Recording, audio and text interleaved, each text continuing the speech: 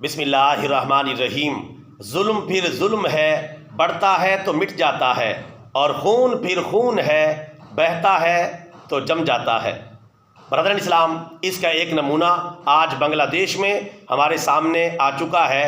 بدمعاش اور ظالمہ حکومت کی سربراہ وزیر اعظم شیخ حسینہ واجد جو ہے ملک چھوڑ کر فرار ہو گئیں، اور آخرکار انہیں عوام کے ظلم و ستم سے دور بھاگنا ہی پڑا، کیونکہ ظلم آخر مٹ جاتا ہے، خون بہرحال جم جاتا ہے۔ اور ہمارے پیارے نبی صلی اللہ علیہ وسلم کا فرمان عالی شان بھی ہے کہ جس قوم کی حکمران کسی عورت کو بنایا جائے گا، وہ قوم کبھی بھی فلاح اور کامیابی نہیں حاصل کر سکے گی۔ اس حوالے سے بھی بنگلہ دیش کی یہ مثال پوری دنیا کے اور ہم سب کے سامنے ہے۔ اور اس کی ایک وجہ اور بھی ہے۔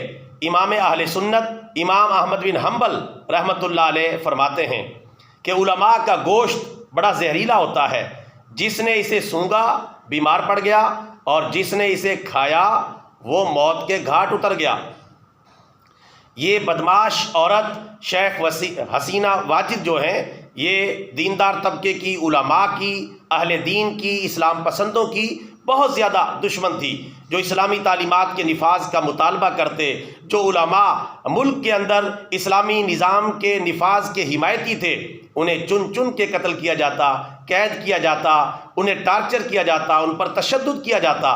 تو امام احمد بن حنبل رحمۃ اللہ علیہ کا یہ قول بھی اس ظالم حکومت کی، اس ظالم وزیر اعظم کے اوپر صادق آیا، آخرکار یہ اپنے انجام کو پہنچ گئی۔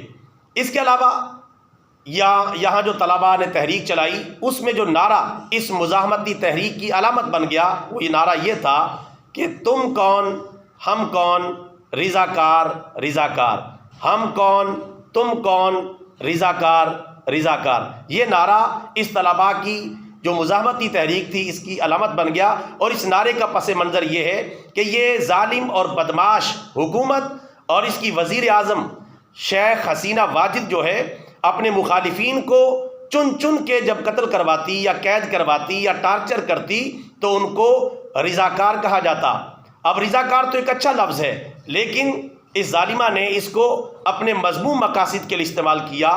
جو مسلمان، جو علماء، جو اہل دین، جو ذمہ دار لوگ مشرقی اور مغربی پاکستان کو جوڑ کے رکھنا چاہتے تھے اور ان میں دین اسلام کا نفاذ چاہتے تھے، ان کا نام انہوں نے رضاکار رکھا ہوا تھا۔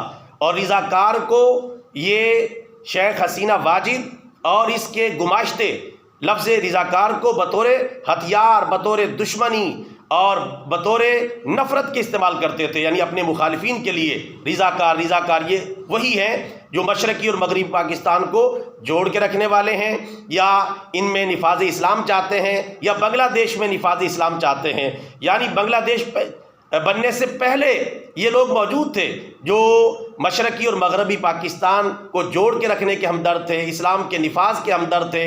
انہوں نے اس کو ایک نفرت کی علامت بنا دیا، اس لفظ کو۔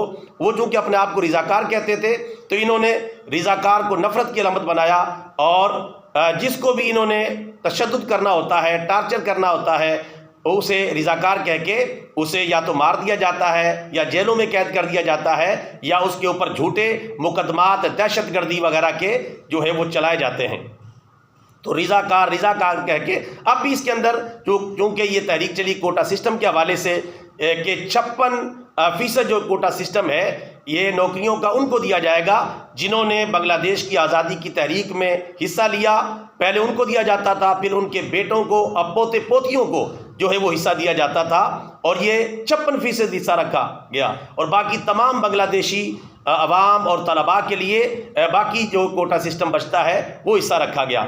اور جب اس طلباء تحریک نے اس ظلم کے خلاف آواز اٹھائی کہ ساری عوام کو برابر سمجھا جائے، سب کو کوٹا سسٹم کا حصہ سمجھا جائے، اور سب کو برابری کی بنیاد پر، میرٹ کی بنیاد پر نوکریاں دی جائیں، تو اسی بدمعاش اور ظالمہ حکومت نے اور اس کی وزیر اعظم شیخ حسینہ واجد نے ان کو تانا دیا کہ اگر ہم آزادی کی تحریک کے لوگوں کے پوتے پوتیوں کو اگر ہم نوکریاں نہیں دیں گے، تو کیا رضاکاروں کے پوتے پوتیوں کو ہم جو ہے وہ نوکریاں دیں گے اور ان کو یہ کوٹا سسٹم دیں گے؟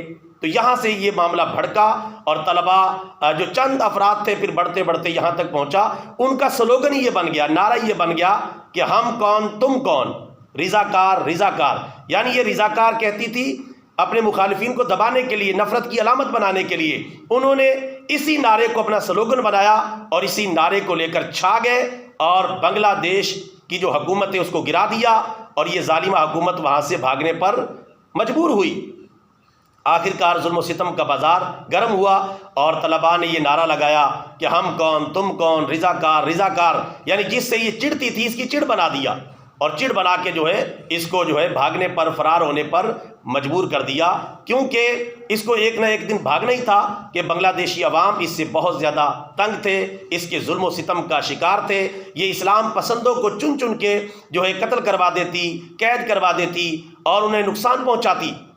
اور اسی طرح بہت سارے علماء کو اس نے شہید کروایا، اہل دین کو اس نے شہید کروایا اور نفاذ اسلام کے لیے رکاوٹ بنی رہیں. اور بہت سارے علماء کے اوپر جھوٹے مقدمات چلا کے ان کو پھانسی پہ اس نے چڑھوایا. اور امام احمد بن حنبل رحمۃ اللہ علیہ کا یہ قول آخرکار صادق آیا کہ علماء کا گوشت بڑا زہریلا ہوتا ہے، جس نے اسے سونگا وہ بیمار پڑ گیا اور جس نے اسے کھایا وہ موت کے گھاٹ اتر گیا. اب بہانہ کوئی بھی بنا، طلباء تنظیم اس کا بہانہ بن گئی، حالات اس کا بہانہ بن گئے، لیکن اصل میں دیکھا جائے تو اس کا پس منظر یہ ہے کہ اس حکومت نے چن چن کے علماء کو شہید کیا، اہل دین کو شہید کیا، اسلام پسندوں کو اس نے شہید کیا. اب وہ نتیجہ اس شکل کے اندر جو ہے ظاہر ہوا ہے. لہٰذا حکمرانوں کو چاہیے کہ جو جید علماء ہیں، اسلام کے صحیح ترجمان علماء ہیں، ان سے پنگا نہ لیا کرے اور ان سے مقابلہ نہ کیا کرے، ان سے زچ نہ کیا کرے، ان کی آراء کو ترجیح دے تو انشاءاللہ پھر معاملہ ٹھیک چلے گا.